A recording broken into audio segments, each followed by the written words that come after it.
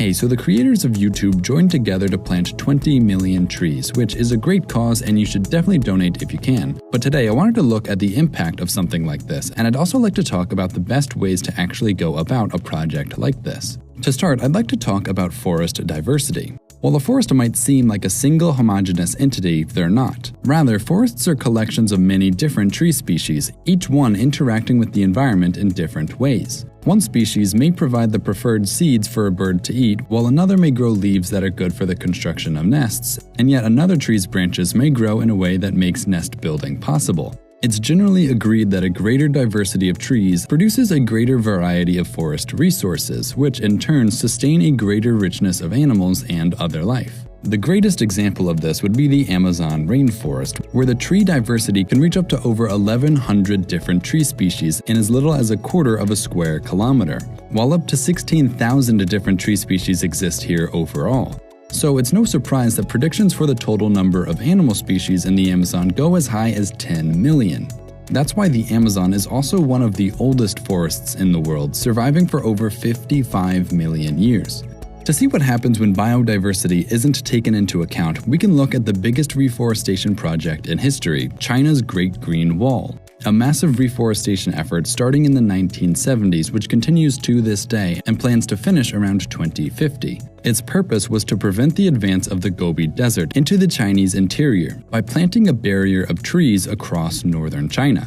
Because the focus was on growth instead of diversity, only a small variety of fast-growing trees, like Chinese poplars, were planted in most sites, having even been called green deserts. Worse than that, in the year 2000, when Anoplophora infected many of the newly planted artificial forests, a reported 1 billion poplar trees died, setting the entire project back by 20 years, revealing just how vulnerable monocultures can be. Diversity, of course, has its limits as well. You can't simply take different tree species found all over the world and plant them somewhere else, expecting a successful ecosystem to appear. Instead, plants native to the area should be used. Not only does this give them a better chance at surviving whatever unique climate conditions a region might experience, but it also ensures that the trees planted can eventually be used by the animals in the area, which is kind of the point of all this. Assuming that the people behind Team Trees already know this, the next step is asking how we can plant 20 million trees to make the absolute maximum impact. First off, while 20 million trees is a lot of trees, is that actually a lot of trees?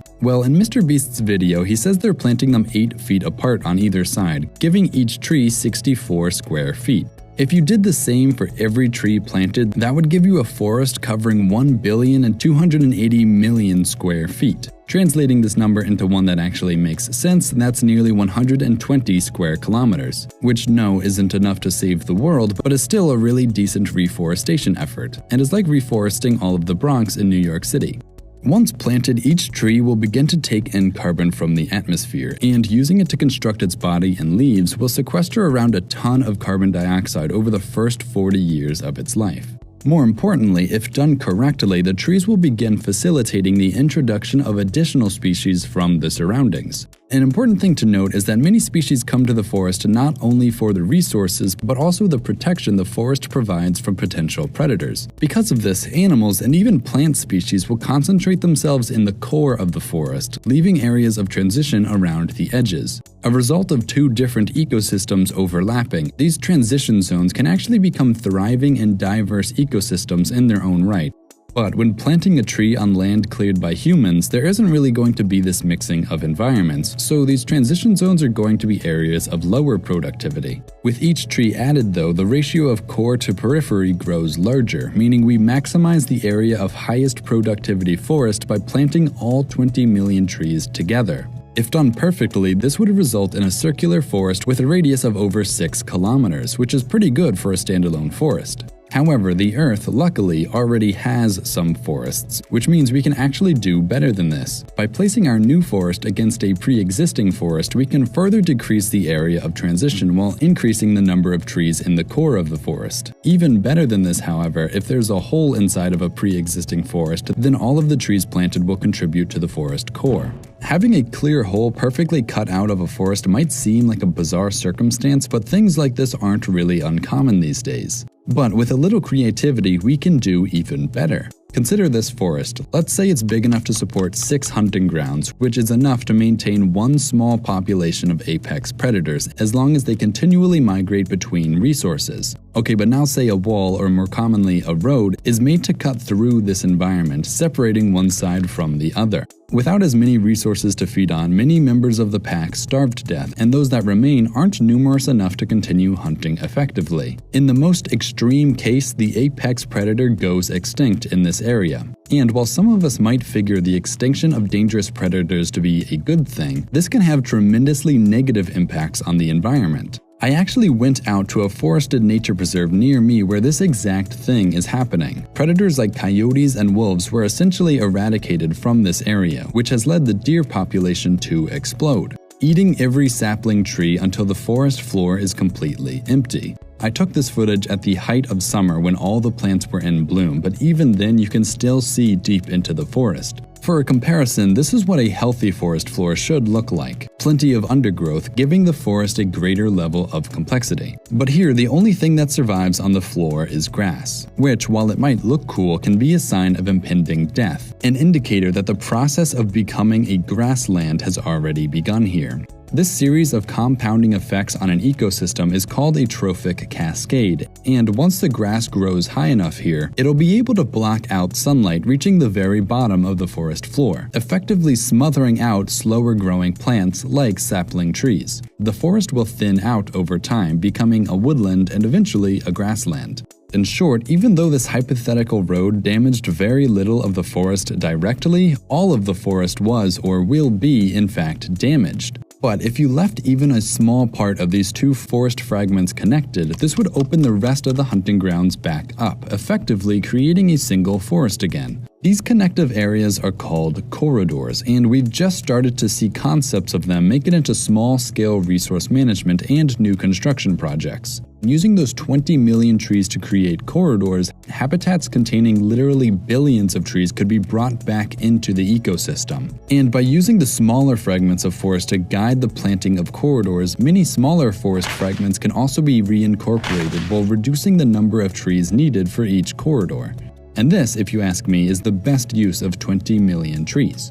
Okay, so now that we have figured this all out, the last thing I want to ask is what type of forest should we try to replant? The answer to this obviously depends on funding and project goals and logistics, but generally, if you're just trying to reforest the earth and you want to support the greatest amount of biodiversity, then rainforests are your best bet. All rainforests are important, but the ones I'd suggest prioritizing are the ones that are really hurting right now, like the Southeast Asian rainforest, once bigger than the Amazon, though today it's mostly fractured by the cities and farms of around 650 million people. Another incredibly damaged rainforest is the often forgotten sister to the Amazon, the Atlantic rainforest. Home to the majority of Brazil's population, over 85% of this rainforest has been destroyed since the discovery of the Americas by the Europeans. But in recent years, another use of reforestation has been put forward to fight climate change. If this is the goal, then what we're looking for isn't a forest at all, but actually a wetland, and more specifically a mire or a bog or a muskeg, or what's generally known as a peatland.